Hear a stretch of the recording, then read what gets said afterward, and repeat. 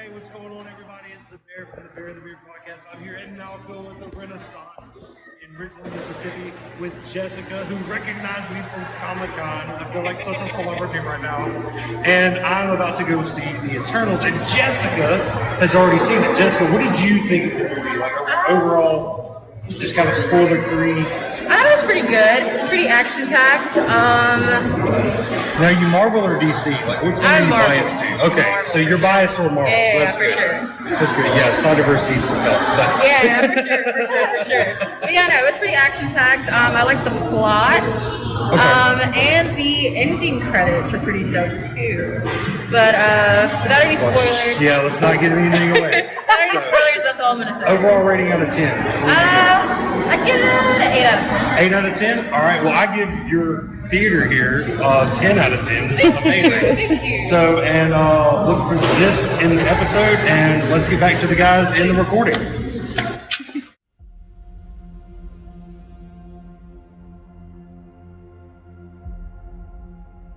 Hey, Bri. Yeah, bro? Did you know that the Marvel Cinematic Universe is almost old enough to drive now if it were a human being? Really? Yeah, it's 13 years old, as a matter of fact.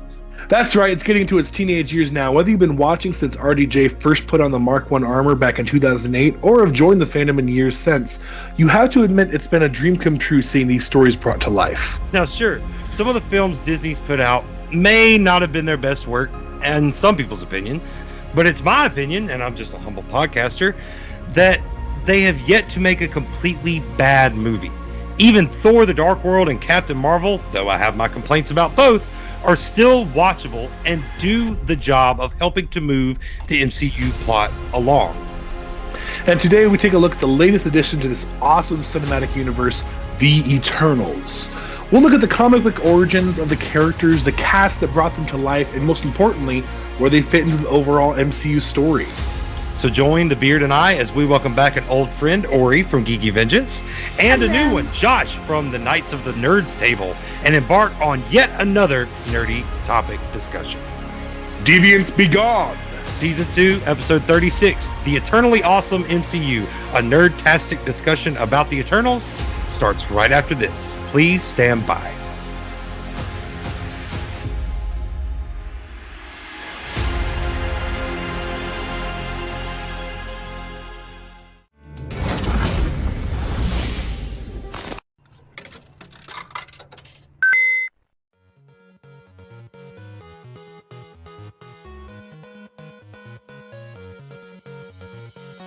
This is the Bear and the Beard podcast.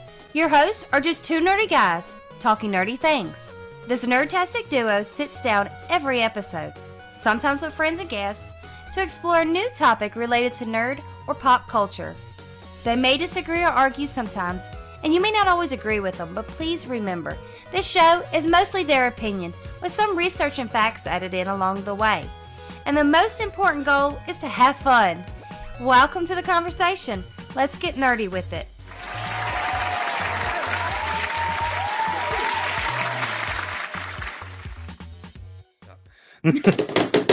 What's going on, everybody, and welcome back to yet another episode of the Bear and the Beard podcast. I am Robert the Bear, and I'm joined, as always, by my majestically bearded, faithful co-host, Bearded Brian Guy, the Beard. How's it going, dude? Brosius Mayo. Mayo Brosius, my guy, how we doing? Doing all right. Finally watched this movie, and for once, I was the last one out of all of our friends to go and watch it. But you know, real life things came up; they take priority. But I did get a chance to go see it. Very, very glad to be discussing it with you today, and our guests, a familiar face to some of our viewers and listeners, Ori from Geeky Vengeance, the voice of Geeky Vengeance podcast. How are you doing today, sweetheart? Oh, I am fantastic. I needed this today, guys. I need to talk some Eternals.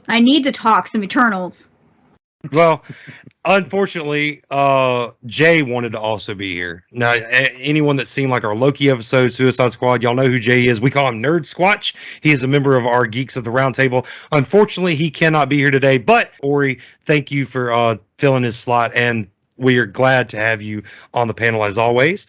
And a new face, and hopefully to become familiar over time, we have Josh from the Knights of the Nerds Table podcast. Welcome to the show, sir.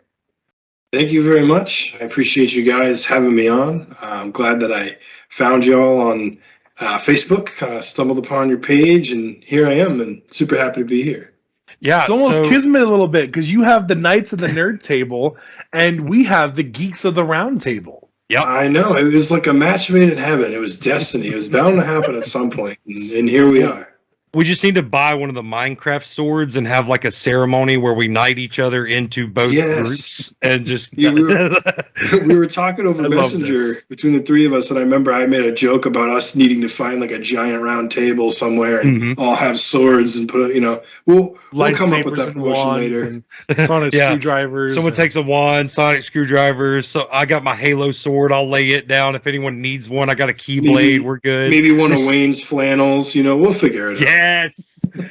Yeah, Josh was telling us before recording he very much liked our Letterkenny episode, and if you didn't, your spare parts, bud. That's all I gotta say. So yeah, and if you don't know what that means, you really need to go watch the episode. No, they just need to watch Letterkenny, then go watch the episode. Yeah. Pitter patter, let's get at her. Season 10 trailer just dropped. We'll probably be talking about that in our hype episode that we're going to do very soon. So, but yes, welcome, Josh. Thank you so much for joining us for this. Now, Josh actually did a little video, and I'm going to plug it now. So if you want to go and watch it real quick, and the link is in the description. It's watch this before you go watch the Eternals. So he did a video of their podcast. A lot of great information. We're going to talk about some of that later on too. But if you just want Josh's input, go check that out. Here it is right here. Link. There. Wherever I put it on the screen, it was there. And I actually did watch that before I watched the Eternals. It definitely got me hyped for the Eternals. So helped me out very much. And nobody tells me about any of this. Nobody. You're the last to know everything, Ori. I mean, we got invaded last week by the Umbrella Holics, and we don't know where you were, but you could have come and saved us. I don't know what happened. Yeah. So nobody tells me anything. You know how to find me. Better late than never, right? That's what they say. Exactly. Yeah. So before we get into the discussion and all that good stuff, we are going to do, as always, Mama Bear's Fun Facts. She's compiled 5 fun facts for us this week. So let's get into those. I don't get paid enough. I don't get paid, period. And now it's time for Mama Bear's Fun Facts. That's it. That's all I know. All right. First fun fact coming at you. Did you know that Lauren Ridloff, who plays Makari, is actually deaf in real life? But there is no evidence to suggest that she obtained this role solely based on this fact. She is already an established actress in the television show The Walking Dead and is a Tony-nominated performer from Broadway's Children of a Lesser God. She obviously pulls her own weight and is an independent among her other cast members. That's amazing. Yeah. That's just incredible. But fun fact number 2, the Eternals' genetic superiority is described in the comics as mutation. This makes them very similar to the X-Men and the X gene, but there are differences. Homo superior is a new branch of human evolution where the Homo immortalis is, immortal. The Eternals were recently rebooted in the Marvel Comics and gave more insights to the new story. It gives out the elements of the current Dawn of X era of X-Men and the resurrection protocols mutants now use to cheat death. Exactly. Yeah, when I read that too, the Homo Immortalis, I was like, that's very similar to the X-Men. Oh yeah. But that's really cool. Ori, could you give us fun fact number 3, please? The first lines of dialogue were exchanged between 2 characters, Richard Madden, who played Robb Stark in Game of Thrones, and actress Gemma Chan, who plays Cersei in this film. It's funny, the last time Richard uttered the name Cersei on screen, he lost his head. Love the Game of Thrones connections this movie has too. But yeah. The whole movie! You cannot have the Stark brothers and not like... And they're both in love with Cersei? Exactly. I love Cersei. Well, thank you. And they have sex with her and stuff, and then you're like that meme with John Travolta where it's like... It's almost as funny as the fact that Kumail Nanjiani spent like a lot of time getting his body Marvel ready, and then they didn't give him a shirt with a scene with his shirt off. So and he got incredible shape. Right. Yeah. Josh, could you give us fun fact number 4, please? I can, and right before I do, I have a quick confession, and that is I haven't seen Game of Thrones yet. What? Shame. Shame. I'm actually working on slowly but surely reading it first, just so I can be extra disappointed Read it first after I watch it. And then you'll be very disappointed because George R.R. Martin still hasn't finished it. Yeah, be disappointed with all of us that George R.R. Martin still hasn't finished And just that. be sure you don't watch our 2 episodes that we did about Game of Thrones before you watch it either. So Will do. All right, fun fact number 4. In later comics, the Eternals were reimagined, and it focused particularly on the power set. Their cosmic powers were limited, and they appeared to be less like genetic experiments. The Eternals cannot attack the Celestials or even disagree with them. If there is an antagonist move against their creators, the Eternals immediately switch off like robots. I guess we will see if the MCU incorporates something like this into the future films. yes, that will be interesting, and we'll get into that later too. That one brings up a very good topic about the difference between comic book and MCU too. Fun fact number 5: if you thought we were done talking about Makari, you're wrong, because the actress Ridloff isn't just speaking symbolically when she says that the Eternals, quote, has been life-changing. While making the movie, she expressed frustration to Angelina Jolie, one of her co-stars, that a scene in which she wasn't facing the camera meant she didn't know when the director was calling action. Jolie then suggested having a crew member use a laser pointer to signal when the scene was starting, a practice that Ridloff has now adopted onto every current project she's working on and says she will continue to do so. So that's going to change a lot of things in Hollywood. That's a Hollywood changing thing that came out of this movie, and I think that's really cool. So those are the fun facts. Thank you so much, Mama Bear, for putting those together for us. We really appreciate it, and we will now discuss them further. So, all right, let's get into what was our other talking point? I already forgot.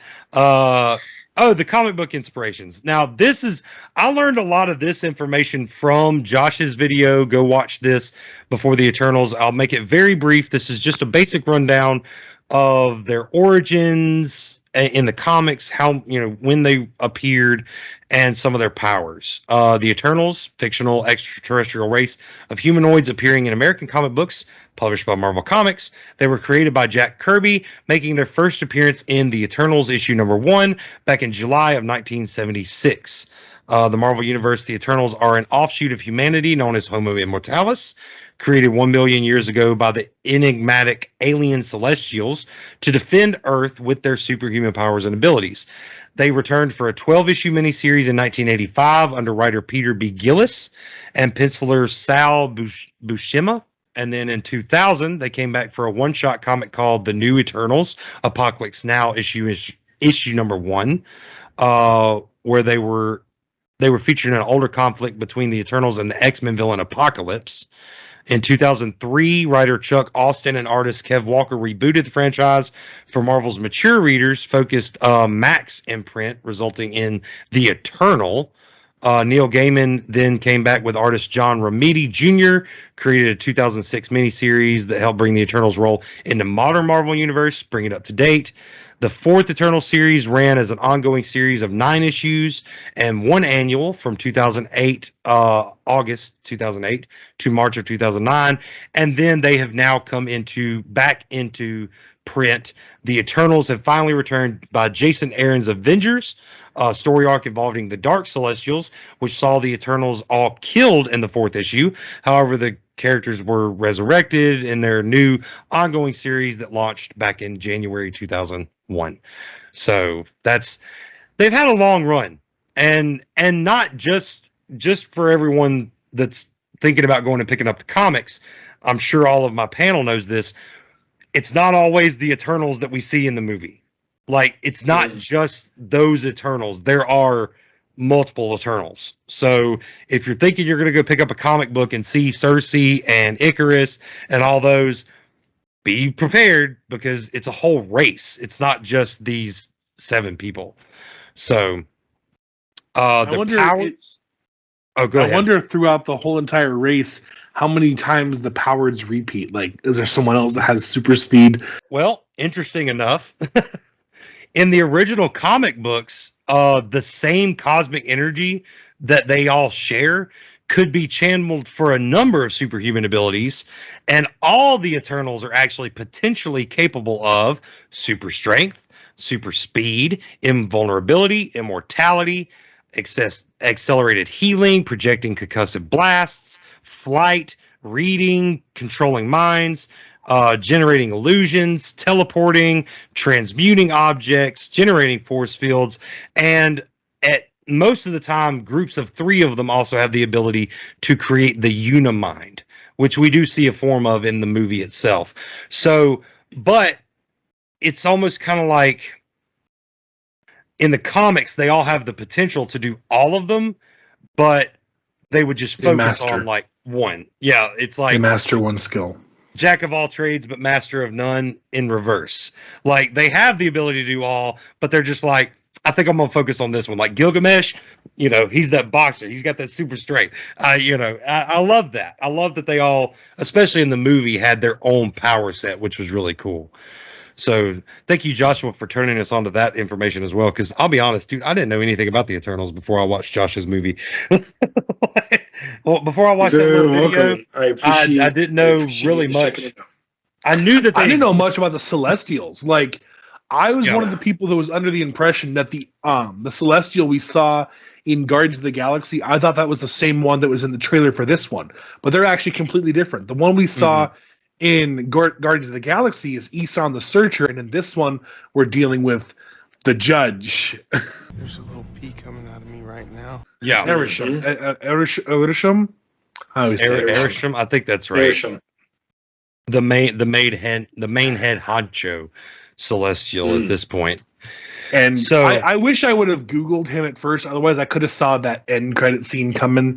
Yeah. Him basically saying he's going to judge Earth. His name is the Judge. Right. Yeah. It's crazy. It's crazy. So, before we give our opinions of the movie and stuff like that, I do have a few more little because we talked about them in our last episode. We had a few more people go and see the movie, and they sent in their opinion. And these I'm going to address because now I've seen the movie. So I couldn't really address them last time because, hey, Greg, fans of our show know Greg. I feel like he's like our number 1 or number 2 fan. Definitely. I would only say number 2 because I love Jenna. Jenna, I feel like is like our number 1 fan. So he commented, said, saw Eternals today. Me and the wife really enjoyed it. Not sure why so many were putting it down. It wasn't meant to be on the level of Avengers Endgame, but was great in its own style. Definitely a must see. So thank you, Greg. Yes, I completely agree. Eric said so much potential, so much screen time wasted. I don't know if I agree with that. Oh, wait, no, I do know. I don't. Everyone's entitled to their own opinion. Everyone's entitled to their own opinion. If you didn't enjoy it, that's but I don't agree with it. Personally, I thought it was great. A different Eric, he spells his with a C and not a K. It's too much talking and confusing. So did he take a nap? Well, now here's my thing. It was a lot of information. They wanted you paying attention from the scroll at the very beginning to all the little details. So if you're one of those moviegoers that you're not ready for that, like I would say to this Eric, give it a rewatch. Now that you've seen it, give it a rewatch. Maybe, maybe not pay to go see it again if you're of that opinion, but wait until it comes out, watch it again where you can pause and you take notes. Hell, I've done that on movies before. Like, wait a minute, hold on. Second time watching it, like, hold on. Like, I don't know of many movies that I'll watch multiple times and find little things that I missed, but I know that they exist. So, I got this little video right here. I'm just gonna put it in here, and for y'all, I'm not gonna play the video for you guys, but I'll tell y'all what he said while it's playing. I've done 148 freestyle rap reviews to movies this year. And if you listen to the first 20 seconds of any of them, I don't think you'll see anyone where I'm as flustered as the one for Eternals. Yeah, so that was I can't remember his name. It's Heart Fertilization on YouTube. I have watched some of his rap reviews that he was talking about in the video. They're actually pretty good. Like, he reviewed Captain America Winter Soldier, I think it was, which I might just be biased, but for no reason. But yeah. So there was more. We have a few more here. Vincent said complete trash. If that's your opinion, okay, but I don't agree with you. Dwayne sent us a scrolling GIF of the word boring. Again, I can't agree with you. Sorry. I want to address these because everyone is entitled to their own opinion, but I think the problem people are having is there's a lot of Marvel movies that are just crammed full of action scenes. I mean, Black Widow, every time the character's got a second to like calm down, someone else is coming in for the attack. Exactly. And I think some moviegoers may be too used to that when the plot's not moved along by more violence, it's moved along by story. It's a new thing. So like you were saying earlier, I would challenge any of you who found it boring to give it a rewatch, like Bear said. When it comes out on Disney Plus, just take a second to really reflect on it and see what you actually think about the story. Right. There was a lot of exposition in this movie. Oh, yes. Like, you had to like kind of, because there were so many characters, they had to be like, hey, we're formulating this world for them. Right. And I think people are not used to that because DC doesn't do it. Right. We all know that. They will cram all of these characters together and be like, okay, care about them now. And then you're like, oh, I know nothing about them. Right. Where we were given entire lifetimes of these characters and they're building relationships. I think that's where a lot of people got lost with it. And I could see that. And one of the weak points I think this movie has is the lack of major character development. Like, I didn't care about most of the characters if they died or not. Like when Ajax died, I was like, oh, that's disappointing, but I wasn't like, no. Oh, she's one of the characters, I think. I'm almost sure of it. That's right, yeah. We'll learn a little more about her later, but for now, just be sad about that, okay? I'll try, but I don't really know who that is, to be honest. I was just sad because it meant I wasn't going to see Selma Hayek that much in the movie. I was actually still wondering in my mind. They were still kind of playing it like maybe she wasn't good when we found her corpse, and I think that mystery should have been solved before we found out she was dead, because then we would have thought it was a more noble of a death. When she died, I was still like, does she want the Earth to be destroyed? Is this a good death? And I like that question. I liked holding on to that question until we found out that she had changed her mind. I mean, I like that, but as far as like caring about her death, I will say that I cared about every single Eternals death more than I've cared about certain characters dying in the DCEU.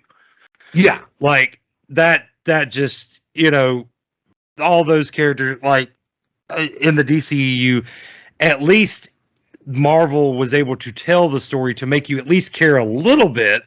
Like, maybe not as much as like when Cap finally passed over the shield or anything like that, but they make you care enough. Okay, but we had how many movies to care about what happened with Captain and Falcon? Exactly. I mean, this is just the beginning for the Eternals. Oh, yeah. True. And just the beginning for these Eternals, and also I think they did a good job given the time frame that they did have. So I'll push back a little bit, Beard, on your point about the character development. I do see where you're coming from, but I actually applauded this movie for the character development that they did fit into it without shoving it down our throats or getting too confusing. I know a lot of people said that they were confused by it, but I think it goes back to your original point you were making, and kind of like when we were talking before we started recording, you were just saying that this movie, especially for Marvel and what we're used to and sort of the formula we've come to know, it's lacking in the action. The action scenes are the weakest part of this movie, in my opinion. Yeah. Because it's a really story, character-driven movie. And I think a lot of that comes from the fact that they are characters that are inspired by Greek and Roman gods. And legends, and they're trying to tell us this story of how they became what they are and how they, throughout all of history, affected it in sometimes small ways, and sometimes it was like small at first, but butterfly effect became big. Right. And I think they did a good job of that, given the 2.5 hours that they had for this movie to introduce us to these characters that I think largely a lot of people were in the same boat that you guys were in, where you had never really heard of the Eternals. Mm-hmm. I hadn't heard much about them until I was like, I'm going to go make this video about them. I better learn some things. Better learn some stuff. So I think a lot of people were in that boat. That's about 50% of my job most of the time, trying to learn about what we're going to talk about sometimes. And I do think that they did the best character development they could do for the length of this movie. And like Ori said, there's going to be future movies. We'll get more in depth to that. Right. My main point was just most of the characters, had they died when Ajax died, I didn't really care. And if any of the other characters had a death before that last battle, I wouldn't have cared that much. If they killed Kingo, I would have rioted. Or Cersei. Those two I think Kingo and Cersei were the strongest characters of the whole movie. Yeah. Not like physically strong, but like... Yeah. The point I would say is, I'm a huge fan of this movie. Don't get me wrong. Oh, yeah. But there were things that, in my opinion, and I might be wrong. Well, I don't think an opinion can be wrong, but I think it came down to two main issues as far as that kind of stuff is concerned. One, as much as I love this movie, I really feel like it should have been two movies. We should have had a movie. We should have had a movie showing us who they were and what they did. And then in that movie with, okay, now your whole world's about to change because you found out the truth. And then movie number 2, let's get the band back together. Let's fight the fight. Let's stop stop the Celestial, whatever. So that's one thing they could have changed, done it better. Not saying that it's bad because they didn't, but I feel like they could have. Yeah. I have a question, because I've heard some complaints from some of the people I've talked to about this movie that they didn't like the back and forth timeline, where it was like, we're in the past, now we're back to the future, now we're in the past. Back to the future, I struggle with that. Lots of movies have done that. Yeah, my question is, the way it was presented when I was doing my research, and I say this in my video, where it's like, I honestly thought that the half of the movie was going to be the past, and then the second half would have been the present, right? That's how it was presented by Marvel.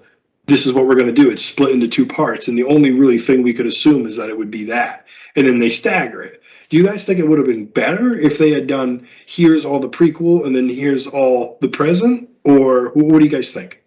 I don't know so much better. I think for some people, and maybe it's just ADHD for me, when it does the back and forth, it does kind of confuse my brain a little bit when I'm watching new information for the first time about characters I don't really know. And so for me, it would have been better. But there's some people's minds who they might have watched it and the back and forth was not even a big deal for them. They were able to track it perfectly. Well, so it's been a big storytelling thing that Hollywood has been using a lot of lately. I mean, if we look back at The Last of Us, the video game, I mean, that whole muddy timeline made the story weaker and worse. Yeah. Which could have been a really great story about revenge and betrayal and you know, all of this. But it got lost in this muddy back and forth that they were doing. And I think that's kind of what Eternals is suffering from. I think also people don't have history degrees. So sometimes when it does jump back into the past and it says like 3000 BC, ancient Mesopotamia, or whatever it says. Right. See, I probably just say it now because I don't know. History was probably my least favorite subject in school. So we're trying to follow, like, wait a minute, like, where are we? Who are these people? What war is this? Why are they fighting? It's hard to track that or see what's going on. So it can be, like Beard said, like you're trying to like figure it out in the moment. You know, what's going on there for a second. I'm sure he'll be back. But yeah, see, history was my favorite subject, and I actually asked the question of myself during the movie. I was like, wait, what time? Like, I looked over at Mama Bear and I was like, what year did it say that it was when they were about to break up. It was the Middle America fight. Yes. And she was like, I think it was like late beast, late AD or something like that. I was like, okay, I don't think they actually had guns in this time frame. No, I don't think they did either. And I think that was part. I was actually confused by that. Thinking back, I think that was part of the scene and what they were trying to set up was like they didn't actually have guns at that time, but because of Fastos, they did have guns. And then it was like, oh my goodness, see what's happening because Fastos, you directly, became involved with this, gave him this technology, and we see throughout the whole movie he's a really good-hearted guy and well-intentioned. So I'm sure he gave him these firearms for hunting and for more practical uses than, hey, here's some guns, go shoot each other, because that just wasn't who he was throughout this whole film. He showed that he was sort of a victim in the sense of his brain and his ability to invent things brought about negative side effects, but they weren't things that he wanted. Bad consequences he didn't want. To the to your question, that was actually going to be my second point. My answer is I would have liked it the other way if they just gave us a timeline showing us the history and then everything else, and then show us that Ajax has died and this and then show us some of the more recent stuff. But since they didn't do that, and since they weren't trying to make two movies, the only thing that I would say that I could change, and this might just be me talking straight out of my butt. I don't know. I'm not Chloe, what's her name? The director, Chloe Zhao. I think that's it. I'm not even sure. Because I have her name somewhere else. But if I could change one thing about it, about the jumping back and forth, I think the timing was off for a lot of them. It's you bring up this Eternal's name or you mention this word and then you immediately go to a flashback. I disagree. I think let's take one as an example. Fastos' flashback, where Ajax finds him at Hiroshima because he helped destroy that race of people. His flashback should not have come when it did, and I'll tell you where it did, and y'all tell me if y'all agree with me or not. When they locked eyes, when he saw Cersei and Icarus, that should have been the flashback, because seeing them brings all of that back. And they could have done that with almost every single one of the flashbacks. Put it in a different place. You change the entire pacing of the movie without changing the movie. And some of the pacing issues, I think, would have been fixed. Yeah, I like that. I think that's a good call. Yeah, the pacing to me was a little off. To address some of the comments that we got in the last video, I don't really see what y'all saw. And that might just be because I'm biased and I love Marvel. Or, I don't know. I'm not saying you're wrong, but I will say I don't agree with your opinion. I'm not saying you can't have that opinion. I'm not saying you're wrong.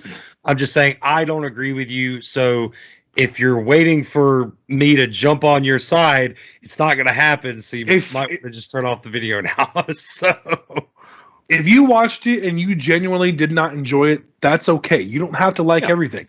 Like Bear and I don't agree on Captain Marvel. I loved Captain Marvel and it was a little boring to him, and that's okay. That doesn't mean he's a bad fan. Doesn't mean I'm a better fan. Doesn't mean I'm a bad fan. Doesn't mean he's a better fan. It just wasn't your cup of tea. Mainly because of the actress. Thor: The Dark World is the only Marvel movie that I have complaints about, like major complaints. Like that one gets a 4 out of 10 beards.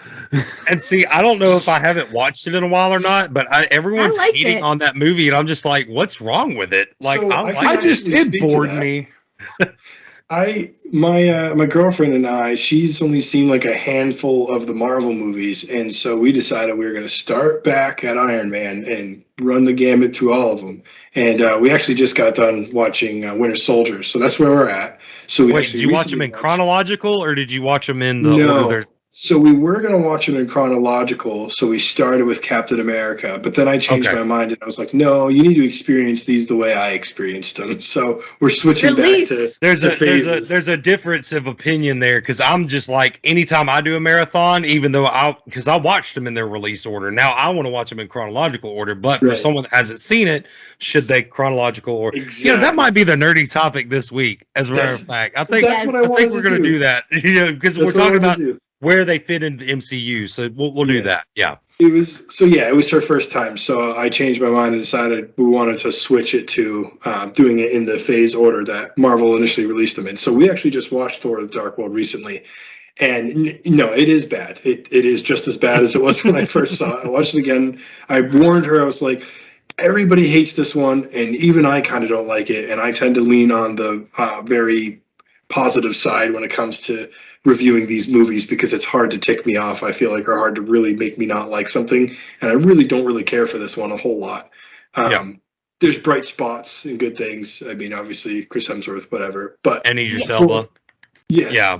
I love the actor who played the villain. Like, that's the same thing everybody says. They love that actor. I believe he had a stint as the doctor on Doctor Who. Yeah. Somebody told me that. He's been in a bunch of other things. I think that's part of the issue with some of these movies is Marvel's casting all these big name people, and sometimes you're like in love with a person as an actor, and so it's like really hard to not be biased and not. One of my co-hosts, EJ, he's a huge Zack Snyder fan, right? So anything Zack Snyder touches is gold. Oh no! And we give him so much crap on the channel because it's like. Sometimes, like, there's movies that are bad that Zack Snyder made, or sometimes there's good ones, or sometimes somebody else not named Zack Snyder made a movie that's really good. Yeah. So we give him a lot of crap. I feel like since Endgame, there's this trend starting with new Marvel movies, and I hope it doesn't happen with Spider-Man No Way Home, because I know they're going to hit that movie out of the freaking park. It seems to be a popular thing to hate, not necessarily hate on the movies, but judge them for being boring because they're not Endgame level. I feel like some people have this expectation that Endgame happened. I feel like Endgame happened and everyone's like, every movie after Endgame needs to top Endgame. No, you can't. They're gonna have the next big movie. That's the big everyone together movie. You have to Endgame was a culmination of 20 plus movies. Exactly. That's why it was so big. That's why it hit us so hard and just knocked us off our feet because we had literal like a decade plus of setting it up and getting to that point. It's not like it was just, hey, here's this come out of nowhere movie. I mean, we had years of character development, stories, people, and all these things that culminated to that point. Like you think about when oh man, I was just sort of hinting at it to my girlfriend earlier tonight. I didn't want to spoil it, but I was like, hey, remember that line? Don't say it. Don't you say it. Left. Come on! And it's when Anthony Mackie, as the Falcon, says, On your left. I mean, there's so many moments in that movie that it's like, if you're just watching that movie and you didn't see the ones before, it's like on your left, and then the whole theater's like, oh, and like all excited. If you're the one looking around going, you're like, why on your left? Who cares? Left, right, center? Who cares? Above, below? Who cares where he's coming from? But because of that moment that they shared in Winter Soldier, it made it so big. And there's 1,000 examples of that throughout the movies. Is the callbacks, little Easter eggs, and so this is my last little soapbox thing. But I feel like, at least on the toxic side, I feel like they're putting unrealistic standards on these directors. And what people need to realize, these directors and everyone working on these movies, they're people with feelings who are seeing what you're saying online. You cannot enjoy a movie all you want. If you went into Shang-Chi or you went into this and you're like, I don't care for it. Comparing it to Endgame is unfair. Comparing it is unfair because then that's saying, oh, that person's work is better than yours. But not just that, but hating on it so much that it probably breaks down those directors. Like they're going to read those comments on how trash you think their movie is that they poured their heart and soul into. Right. That's like you made a nice art project in art class and someone came along and just freaking punched it. Like screw your art project. You cannot like it, but don't ruin it for everyone else who does. I love it, and I don't want to be criticized for loving it. Yeah. Before we move on to plot summary and cast list, because I do want to talk about the cast and find out what y'all's favorite character is, I have two things. One, I'm glad that Brian brought that up. I'm going to get on my soapbox real quick, and it's just one statement. Release the Patty Jenkins cut of Dark World, please. Because she was the original director, and I'm sure she had a way different vision for that movie. I'd love to see it. Second thing I want to say, because we haven't discussed it with these two, and I don't know if we've discussed it on recording or not. But here's a good little question to get to know our panel today. How many times did y'all cry during Endgame? This is unfair. Wait, no, Infinity War and Endgame, first viewing. Okay. I need to know your numbers for both movies, because I know for me, twice during Infinity War, 3 times I tried to cry during Endgame, but there was a joke right there that kind of caught me up, but I bawled like a baby at the end of Endgame. So technically 4 for Endgame and twice for Infinity War. Twice for Infinity War for me. Spider-Man. I don't want to go. I don't want to go, sir. Please. Please, I don't want to go. I don't want to go. Yeah, when that got me. You're gonna make me cry right Bucky. now. Bucky got too. me. Yes. Yeah. Not just because Bucky died, but because he looked at Steve. Steve?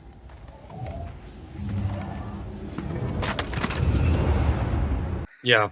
That Yes. I did not like that. We have an Yes. emotional nugget. I hate you right now.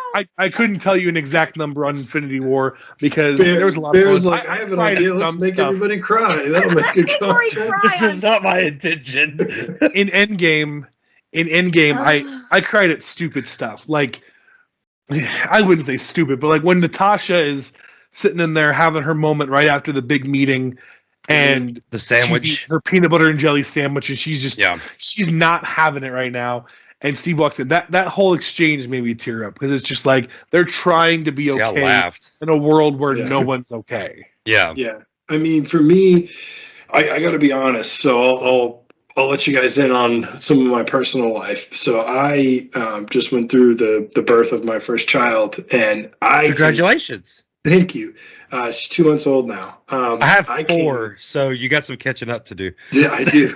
I came so close to crying a couple of times, but I didn't. And I don't know what it is about me, but I'm just one of those people that's like, nope, I'm a man. I need to be stoic and strong, and Put I it need to down. exactly In there, shove exactly. it down until it Get back in there, tear. punch a picture Exactly. of your It's like, I guess there's the scene in Cloudy with a Chance of Meatballs where the police officer like sucks the tear back into his eye. It's enough to make a grown man cry. But not this man. Get back in there, Tia. Yeah, exactly. That's me. I don't know what it is. It's we don't need to get to the psychology of what therapy I need or don't need, but it's just I hold a lot of that stuff in, and then it'll kind of come out later. I'll have like spouts of like I'm crying for 2 hours now because I haven't for 2 months or whatever. Yeah. So during those movies, there was definitely moments where I felt myself tearing up, but I held it back. But what really stands out to me is the moments where I just felt like on fire, like fist pump, like so exciting. I mean, through both those movies, I mean, you've got Thor entering Wakanda. I mean, what a moment. I mean, just hearing Hulk be like, oh, you guys are screwed now, and just smacks into the ground. I mean, so bring me Thanos. Yeah, I mean, should have gone for the head. I mean, and then when he does go for the head, he's like, what happened? I went for the head. Iron Man, I am inevitable. I am Iron Man, got changed. And then you've got Cap with the hammer. You've got the portal scene that I brought up. I mean, there's just so many epic things. And it was so cool. I mean, maybe you guys had a similar experience. I saw both those movies in the theaters. In all those moments, I was in a theater full of people cheering. And that doesn't happen often in the movies. If you go to a concert or something like that, or like a show. Where it's expected. Right. But in a movie theater, people like standing up, applauding, like cheering during the movie. Like, it was awesome. What an atmosphere. It's a great fan experience because you're enjoying something in a room full of people who are enjoying it. Exactly. And that is an amazing experience, but putting that pressure on the next movie is just completely unfair. Exactly. I agree. I think the biggest issue can be traced back to that this movie wasn't your standard Marvel movie. It took a darker tone. It focused on story a little bit more. It did some things a little bit differently than what we're used to seeing in Marvel. And I think a lot of the critics and a lot of the fans didn't like it for those reasons, because they were expecting just another, let's have the Marvel factory pump another one out. And obviously Marvel's imprint is very clearly on this movie, but it's still different, and I think it was very positively different. Ori, are you okay now? Yes. Do you need a minute? You want to just give us? You want to just give us your numbers without telling us what made you cry, and then we'll move on. Okay. I have to say, Infinity War, I cried a lot. Okay. It was quite, and there was one very special Spider-Man moment. Okay. Tom, and then in Endgame. I don't want to go. Do you have to do this to me right now? Okay. Spider-Man. Spider-Man. Spider-Man. Everything is going dark. I don't want to go, Mr. Stark. Look out there with Spider-Man. I started out Endgame crying. Okay? That's all I'm going to say. And then I cried a lot through that whole movie until the very end. And then when Iron Man dies, I am a puddle in my seat, like, because I always take a blanket to the movie theater. So I'm like, it was bad. I loved it, though. I loved every minute of that emotional train wreck and drama. He cried as they were serving the salads. What about you? I cried just before dessert. Well, I love you 3000, okay? That's all I need to say. Okay, yeah, no, all right, we're done. I'm starting to tear up over here just watching Ori. I'm like legit crying. This sucks. I'm gonna make you cry again later, I promise. Because I do have a few quotes that I wanted to read just from the actors about certain things having to do with the movie. So, and I almost cried reading one of them. But sorry in advance. I have a question for everyone, real quick. If you could choose to have one of the Eternals' powers, their special ability, which would you choose? I would choose super speed because the Flash. And also, she was an amazing speedster, just saying. Yeah, she did play a great speedster. I do want to say really quick in response to that, I think that the way they showed her speed was cool because they did it differently, because we're so used to seeing like the slow-mo kind of thing. But instead, they showed her and the world around her was moving really fast. I thought that was a really cool way to depict her speed. That scene when she's running literally over the entire world trying to find, I think she was looking for where the energy was coming from the Celestial. And just that scene was really cool how they depicted her speed. So that would be a point to make is Marvel has now done 2 speedsters, count them 2, better than DCEU can movies. Do one. Yeah. So in 2 different movies, great acting, Joss Whedon's and Zack Snyder's. So Ezra Miller does a great job playing Barry. They just can't get his running right for some reason. The flopping arms. I can never get over the flopping arms. It's the hand thing for me. You're swimming through the air or something? Like, what is this? It's like knife chopping. It's like reminds me of The Office. Michael Scott.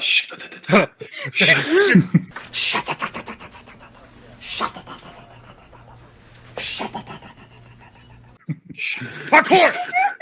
Parkour! But yeah, I think I would pick. I'd pick the invulnerability. I think be like my boy Luke Cage. You know.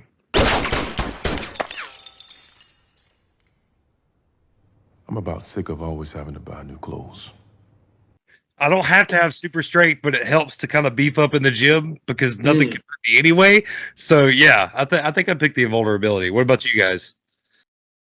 I think I would definitely go, and this kind of goes into, I know you wanted to talk about our favorite characters as well, but I would definitely choose Icarus's powers because I just love the Marvel Superman. So yeah, exactly. I mean, you can't really beat it because he doesn't have all the same abilities that Superman does, I guess technically. But I just the idea. Is it weird that I liked the golden eye beams better than I like Superman's red eye beams? I know, right? Like it just looked better to me. They look cool. Yeah. It was really cool too how all the different powers, you could tell visually that they were coming from the same source, that cosmic power, because it was all the gold swirls that were in their armor, in their face and skin in general. Like it was all derived from the same energy, and they visually made that very clear. I'd like to change my answer actually. As enticing as speed powers is, I would actually choose the inventor guy's power. I mean, Phastos being able he to can make anything he can think of. Pretty much. Okay, so you're gonna learn I'm kind of psychotic. My least favorite character. She's talking to you, Josh. We already knew that. Okay, so hold on. I would pick Druid power. Now, being able to control read and control minds, that's definitely oh my god, that can go so fast. It would make my job so much easier. It's the moral compass part that makes that difficult for me to choose, because I like to think of myself as a decent human being, but if I have that ability, that's why he's like the worst character to me. But I would kind of also want that power, because then I don't have to try to make people like me. Well, as an introvert, it would be great. That's true. And you can if you want to be left alone and there's someone that is your friend but isn't leaving you alone, you can be like, I need space. And they're like, hey, I got something I gotta go do. Bye. Right? Just little subliminal things like, I need 20 minutes by myself, my sweet child, and then my child goes and plays by themselves for 30 minutes. Talking about Druid, what accent was that? Did y'all pick up on that? I thought it was Irish too. Yeah, so his accent, Icarus's accent, they all slightly sounded Irish to me, but I'm certainly not language. I'm not a linguistics. It was an Irish Scottish. Yeah. Which is really interesting. It was, it was one of my favorite parts about the movie. Was I just love whenever there's accents like that, because it just brings the characters to life. It's super fun to be a part of the characters. I didn't think that I was gonna like Angelina Jolie, but I loved her character. Tina was so fierce. Mama Bear thought that she was gonna hate Angelina Jolie's character because she is not an Angelina Jolie fan by any stretch of the imagination. And after the movie, she was like, "I'm actually very surprised at how much I liked her part." Now this is my opinion. Y'all might not agree with me, but I told Mama Bear, I said that's because she wasn't the lead actress. If Thena had been the leader and been going crazy and been the same character, completely different movie, you would have hated it. Absolutely. But since she was in the background, she was the wisdom, she was one struggling. A lot of them weren't really struggling. They were just trying to figure stuff out. She was struggling. And to see Angelina play that role was very good. It was very good. She was epic. During her scenes where she was kind of going crazy, it's like, wow, she's really pulling this off. And then when she's when Thena is kind of losing herself, but also being this epic fighter and trying to keep herself together, and you're like, oh, this is riveting. And I was so riveted by that character, and I was very surprised at how well she pulled it off. Out of all the characters, if they were to make a Disney Plus show for a single character, I would want to see Thena. That would be who I'd want to see. And they could even go back in time. We could watch Thena and Gilgamesh live their life out in the desert together. That would be cool. Did anybody else get Mighty Morphin Power Ranger vibes? Just the color scheme, and I don't know. I was kind of thinking of little Power Rangers in the beginning, because there's the scene in the beginning where they're all standing in a circle in their armor. They're on the ship, and you see the different color scheme, and then you see the statue of the Celestial in the middle, and I got some Mighty Morphin made Power out Ranger of crystals like Zordon. Yes, exactly. I was waiting for them all to It's morphin' time! Dragon Sword! Exactly. I waited for that moment, and it didn't Shout out to Jason David Frank, who said he wanted to be on the show. We're still waiting. Just fingers crossed. Just saying. And shout out to Colin K. Bass. And yes, shout out to Colin K. Bass. That was a great interview. Talking about languages, you would think that for a movie like this, what's the speedster's name again? I keep forgetting. Oh, well, I meant the actor. Roloff. Is it Ridloff, Lauren Ridloff, Makari. So when they were trying to do an ASL or a sign language, they were thinking about making one up. And the director literally just looked at like all the different versions, British, Latin, Japanese, and all that. And was just like, you know what? They're already all talking English, and that didn't happen at the beginning of the world. So just go with ASL.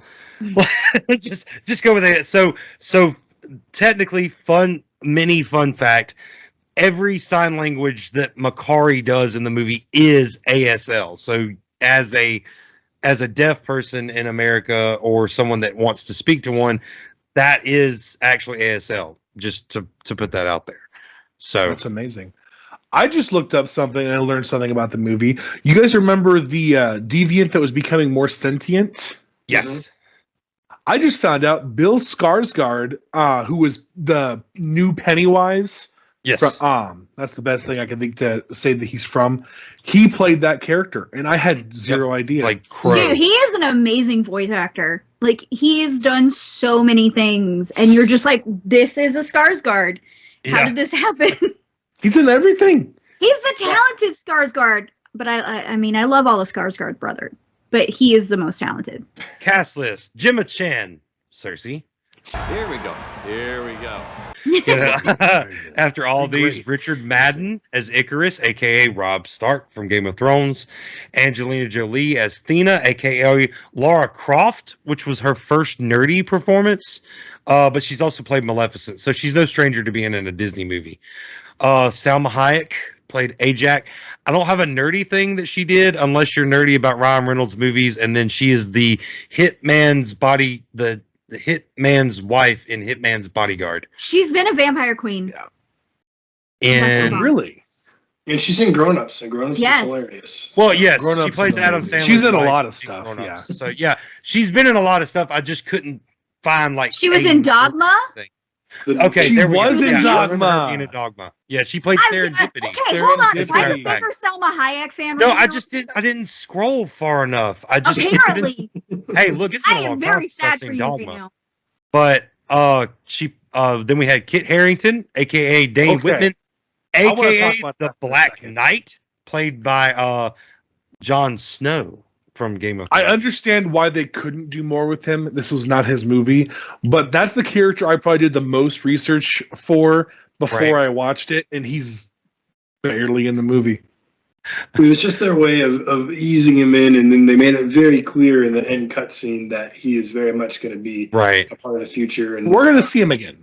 Honestly, he in the comics he leads the Avengers at times. So I mean, he's someone that I definitely see becoming a mainstay, and he's definitely an actor that has the chops and ability and star power, name, whatever the heck you want to say, to be able to pull it off. Well, the character is scene stealing too. Yeah. Because of who, the Black Knight is. Because of who he is. So, yeah. I mean, I can understand how they only put him in there sparsely. I made a joke to Mama Bear during the movie. It was right toward the end of the movie where Sprite's leaving with Kingo and all that, and Cersei and Kingo look over, and Kit Harington's character is standing over there. And the last time we had seen him, he was on the phone, and then it hung up because she was just telling him, "Hey, go spend some time with your uncle." He's like, "No, it's good. I'll get around to that." So when Kingo tells Cersei that she should go talk to him and let him know what was going on, I lean over to Mama Bear and go, "Yeah, because he knows nothing." So You know nothing, Jon Snow. Because he doesn't. Next character on the cast list, Kumail Nanjiani, one of my favorite comedians, played Kingo. He actually, as I think I said it earlier, he got in Marvel shape, but they didn't even give him a shirtless scene, so that was pretty funny. I bet you he rectify had that one in the that said it. future. Did everyone else catch the Captain America Easter egg that had to do with Shield in the Kingo? back. Yes, the original shield in the background on the plane, so that was pretty cool. Leah McHugh, I think I'm pronouncing that correctly, played Sprite. Fun fact, she is actually 16 years old. She did amazing. Good for her. That's awesome. I did not like the Tinkerbell connection though. I didn't like that. I was gonna wait to see if someone else wanted to talk about that.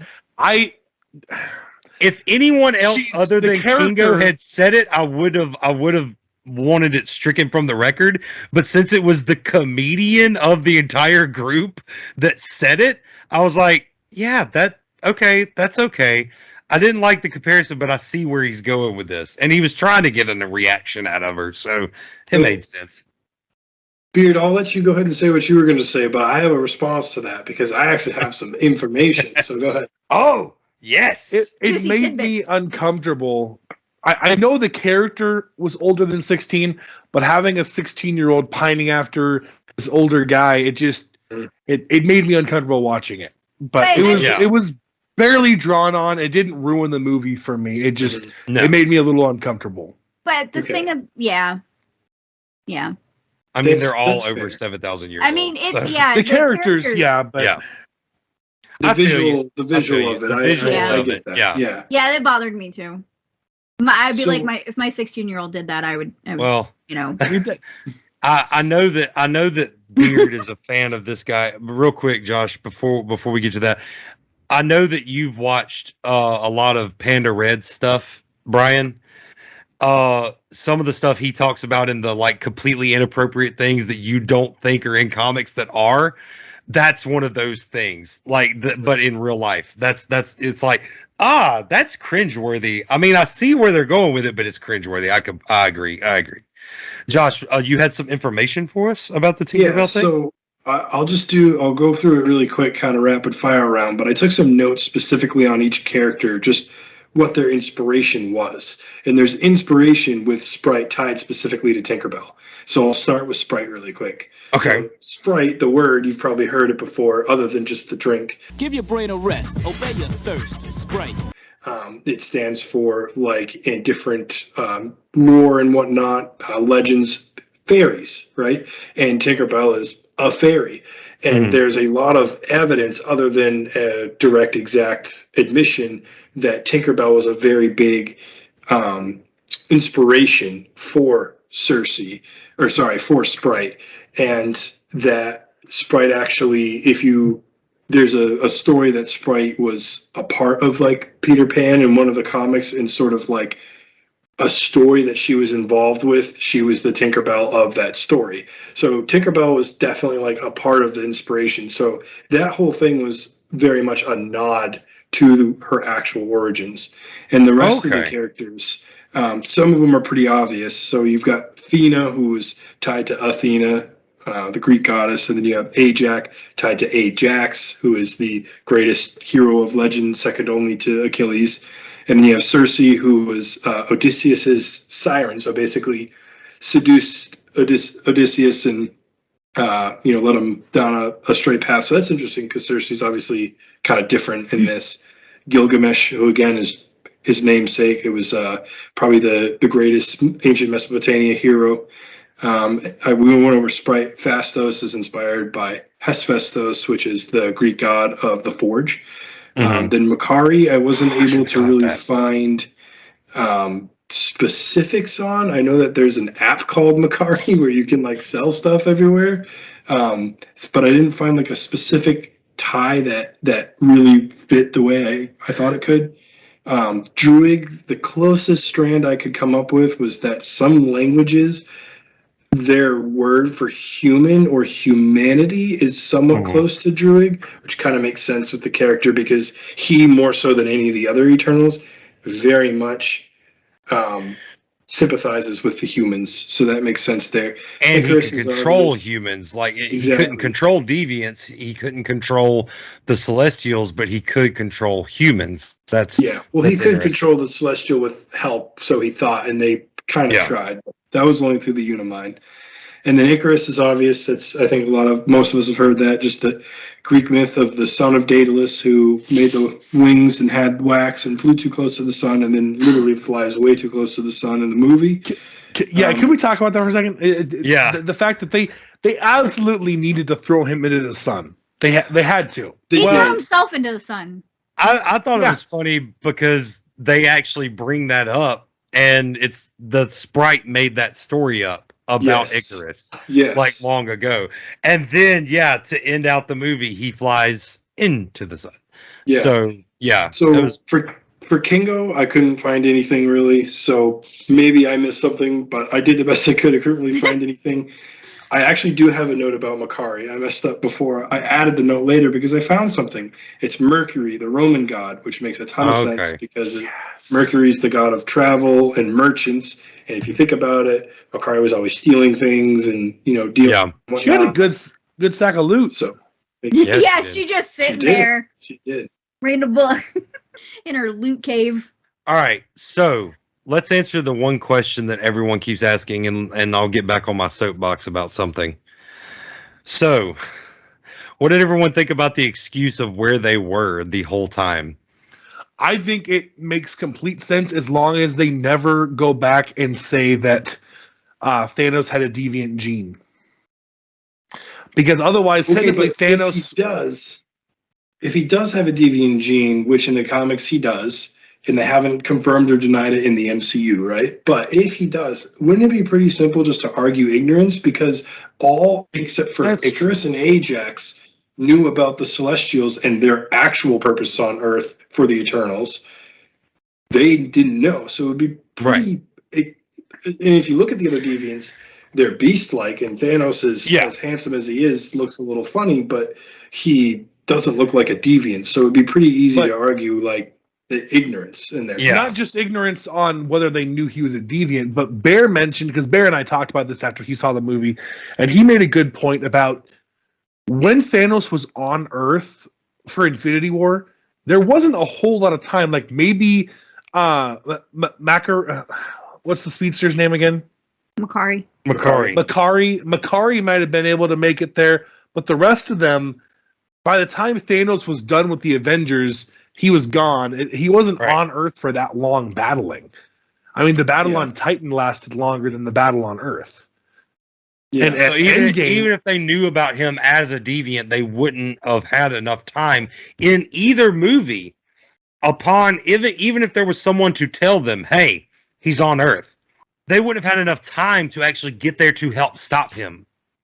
So, and they didn't feel like they would have had to know he was a deviant, right?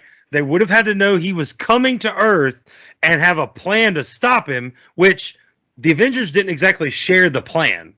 Like, the first time anyone on Earth found out about Thanos was when Bruce comes flying through the roof of the Sanctum Sanctorum and tells them he's coming. And they didn't exactly have a whole lot of time to tell people, hey, Thanos is coming, before they got off-worlded. So, and with how loyal they're supposed to be to the Celestials, and they're supposed to be loyal, they were told specifically not to interfere. And some people think that's just a cheap explanation, but I think it's a great explanation because they're not, to the Celestials, they're not like lives. They are a it's tool. Also comic book accurate. Yeah. It's comic book accurate. It's not like they made this up for the movie. Well, and they're technically slaves to the Celestials, so they're doing what they are told by their masters. The only reason I wanted to get on a soapbox about it just a little bit, I only had a problem with it because one, we see that they didn't stay out of human lives. Obviously, there's multiple examples of that in the movie. So for them to not interfere on whatever level they did along the way, and then not interfere. And I'm not saying like with Thanos thing, we already proved there was no help for that. But the Chitauri invasion, they could have helped with that. But that was also, I defend it by saying every major event that happened in the MCU, at least. Now, the big world wars and stuff like that, I have no argument for. I can't defend those. But the MCU events, they happen like that. Like Ultron trying to drop Sokovia, that happens in like a day. Not just and only one of them can fly. So when to bring back Vision's line, our very power incites violence. If they had interfered in every little thing, their power could have invited more destruction. I mean, hell, Fasto, the one made after Hephaestus, the inventor, he interfered, and there was there was cause for that. He thought he wanted to help, and then he regretted helping them because to him, humans became monsters with war, and so they're just they take you through that with each character too. Each character they show you. This is another argument for why it makes sense. Is they show you why they either decided to completely step away because they saw the consequences of their interference. So you got Druid, who just went off on his own and was doing his own thing, having his little colony. You have Phastos, who had Hiroshima and other things where he saw his choices having consequences that he couldn't live with. They take you through each character and explain why they're secluded or doing their own thing. It's different motivations. Some people are either disconnected from humanity, so they don't care, Icarus, or some of them are connected, but they can't care too much and can't get involved too much because they've seen negative consequences for doing so. Or you have Sprite, who can't technically be with the adults, and she is an adult. And I mean, they all have their underlying psychology. Right. Yep.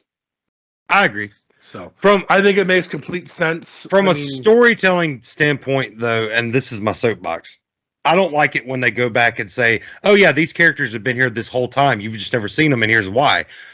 This way is defendable, but I still just something in the back of my head's like, you knew you were going to make an Eternals movie. Why didn't you mention these guys at least once? Like the fact that they could have, hell, the Collector could have known about them for God's sakes. Or but then you start to muddy. Character could have dropped Icarus's name or something like that. Oh, you fly like that kid Icarus, and then Thor's like, "Excuse me." It's like, oh, you don't know him, or something like that. Well, humans weren't very aware of them.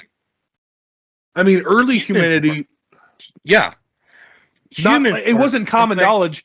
I don't think that like Fury was up there with his list. Like, oh, maybe I should recruit the Eternals. No, that's they thought they were gods, right? But that's not what I'm saying. In the people in the MCU, I'm not saying they should have known. I'm saying Disney knew that they were going to make this movie. Why didn't we get a hint from someone that did know who they were, like out in the cosmic setting, that they were coming?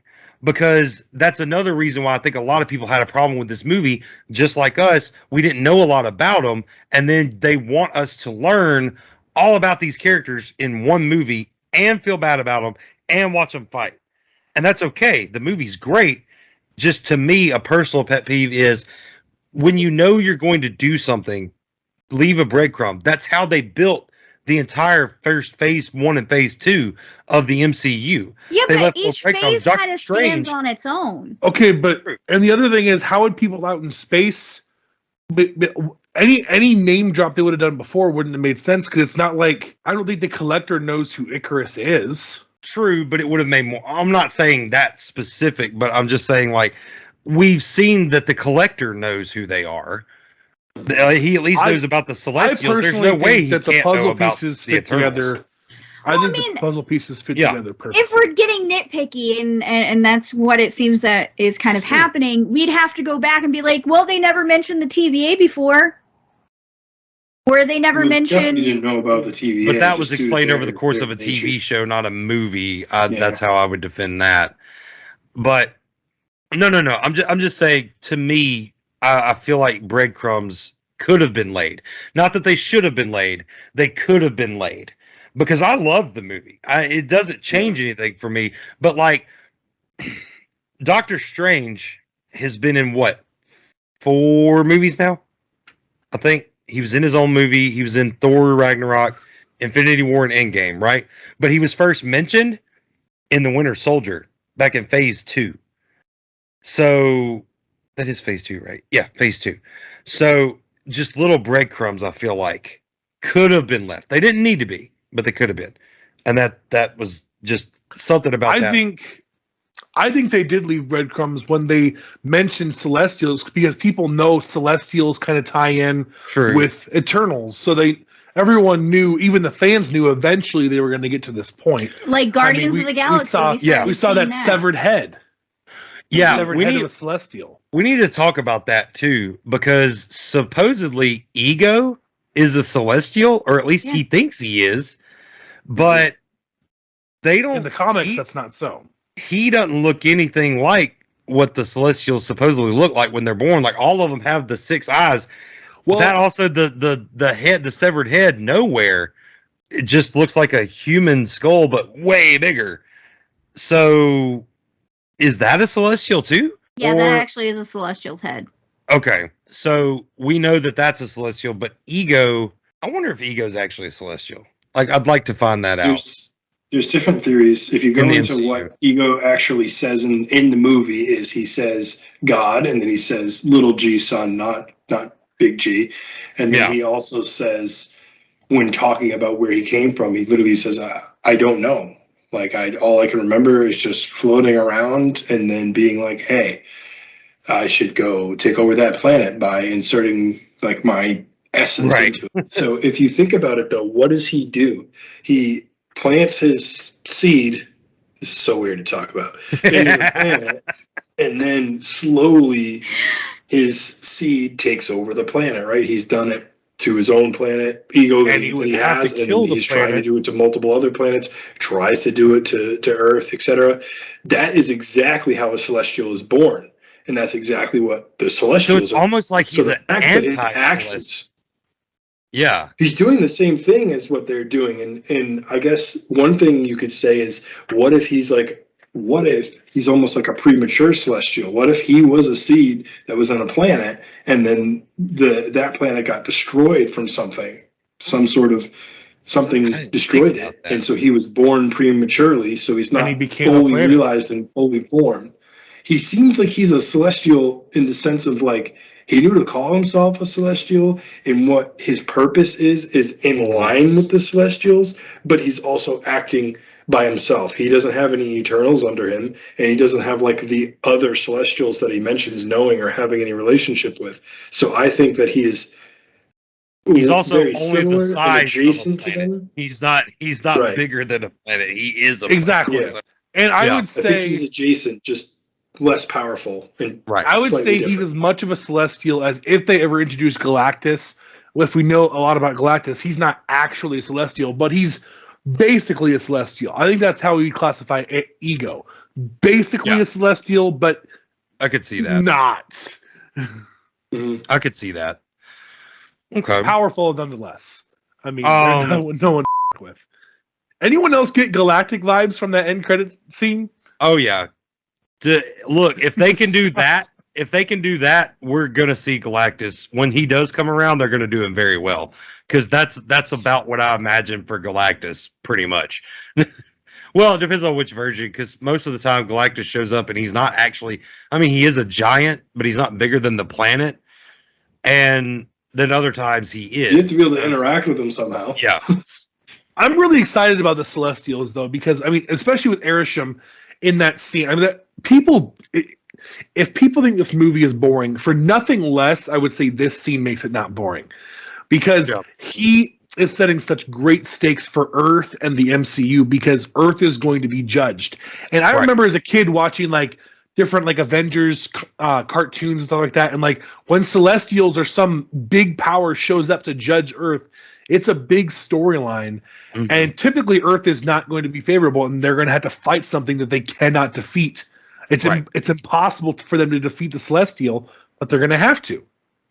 Yeah. Now, I'm not saying they're going to fight Arishem. I feel like that would be a very strange battle cinematography. I mean, Arishem could be the final fight of this. Like, it could be the in-game fight of these phases that come out, but they I think it's going to be some creative. Yeah. I think it'll be some creative, like, not necessarily defeating him with like, oh, punch, punch, punch, or like killing him, but like finding a loophole.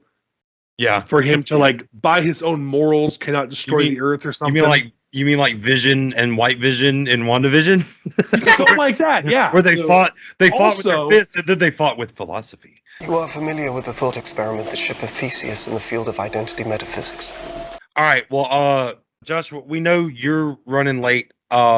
Sorry to kind of cut this short. Let's not cut it short. Let's do part 2 to come soon. But before you go, I just looked at the time that we're recording here. Before you go, let's get into favorite character because we had already kind of started that subject. And listener, viewer, we're going to do a part 2. This is the first time we've ever really done this, where we'll talk likes and dislikes, speculations, overall rating, all that stuff. The Talk Nerdy segment will be in the part 2. We're gonna cut it out with the outro here after this. But let's do favorite character. Josh, go ahead and give us yours. So I alluded to this earlier. It is Icarus for me. There's a lot of characters I really enjoyed, really liked watching on screen. But just thinking about it, Icarus was the one I decided to go with. It was played by Richard Madden, as we've mentioned. I really enjoyed the emotional journey that he goes through with Cersei. I really enjoyed how the movie showed his disconnection with humanity. Before we knew he was bad and knew he killed Ajax, you could see multiple examples of him not really being connected with humanity, not feeling that same sort of connection that Cersei and a lot of the other Eternals felt. And it's evident throughout. I like how they really did that. There's a realism to the character and just the journey he goes through, how he feels. His powers are awesome. He looks great on screen, flying through the air, punching beasts in the face, and the laser eyes. We talked about that as well. I just really like the aesthetic of Icarus. The blue armor looks great. Awesome. He was my favorite. Okay. I do want to make the point. Mama Bear said, why did it look so weird to see him flying? I said, probably because no one in the MCU has flown of their own volition before. Vision. Vision is an android, so it doesn't look like he's a human flying. Okay. So there's been no human-looking character wearing street clothes flying of their own volition. Yeah, there's no cape, there's no hammer, there's no armor, there's no jetpack. There's a bunch of stuff that changes how you fly.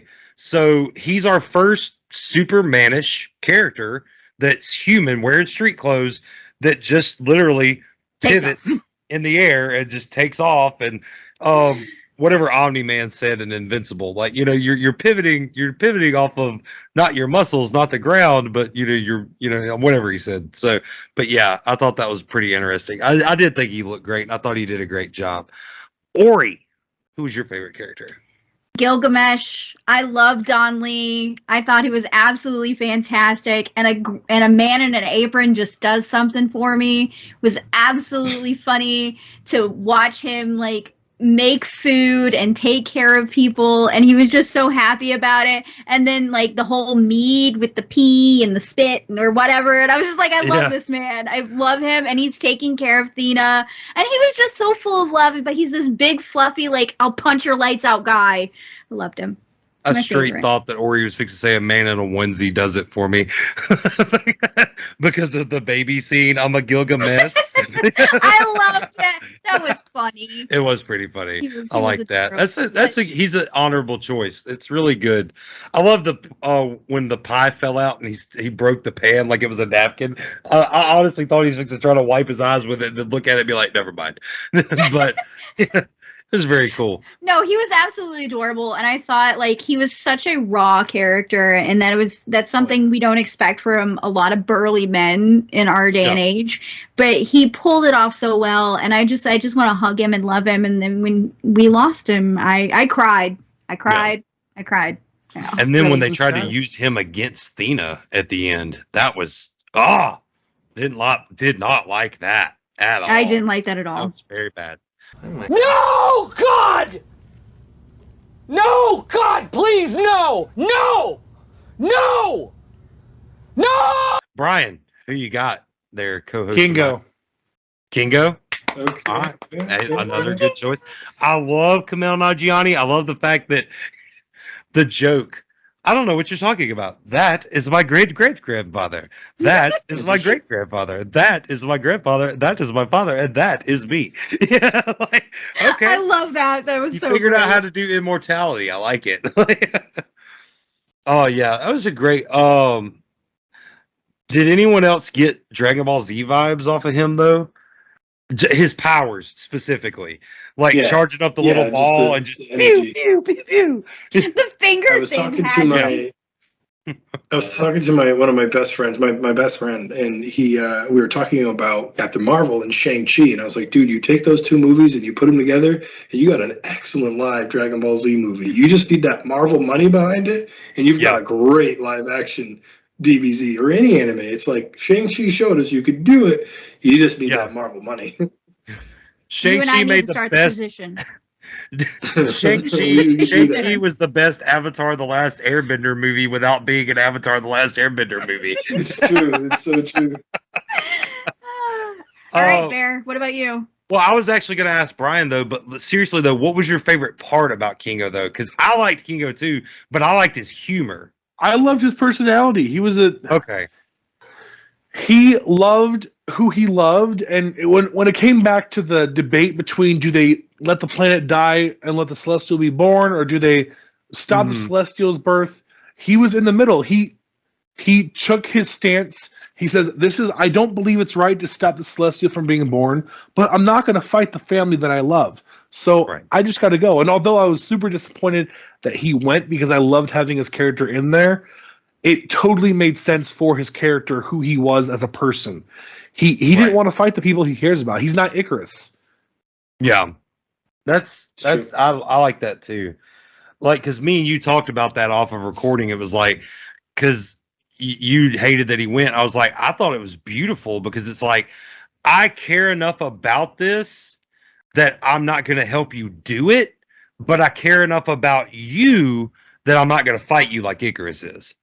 So I'm just going to remove myself from the equation, which I don't think we've had that happen in the MCU. There hasn't been like a conflict of heroes to where they were like, all of them pretty much like, I took this side or I took this side. None of them ever just removed themselves from the equation on purpose. Thor did it, and Hulk did it, but that's because they were on Ragnarok. So, whatever. And he's just a great character. Yeah. Bear, who is your favorite character? Phastos, actually, was my favorite character. I loved Brian Tree. Is it Tyree Henry as Phastos? Yeah. Maybe I'm biased to Brian's, but no, Phastos was probably my favorite character. I loved like the whole, I'm not going to help you because I tried to help before and it turned out really bad. And he's like, I live for my family now. Like, I know that they're not going to be around forever like I am, but I want to enjoy every moment I have with them.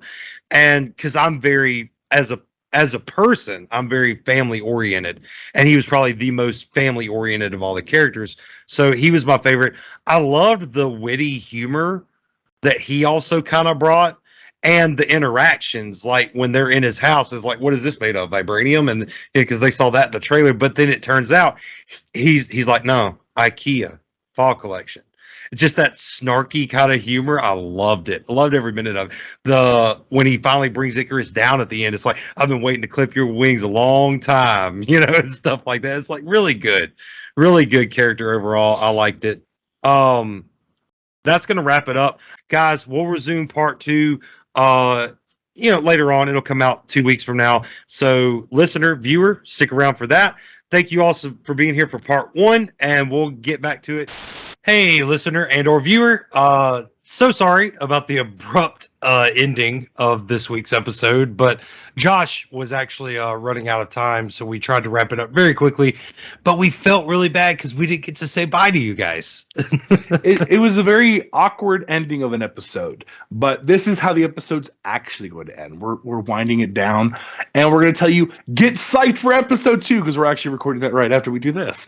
Yeah, for the first time in Bear and Beard history, we have a topic that is spanning 2 complete episodes, so we are getting ready to record that. We do have the Nerd Squatch coming in for part 2, so that's going to be awesome.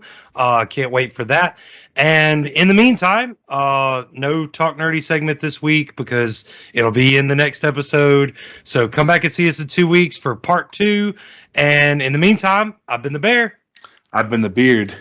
Remind you, as always, to stay awesome, stay bearded, and much love. And we'll see you next episode, guys. Until then, we are out of here. Boom, cut the check. All right.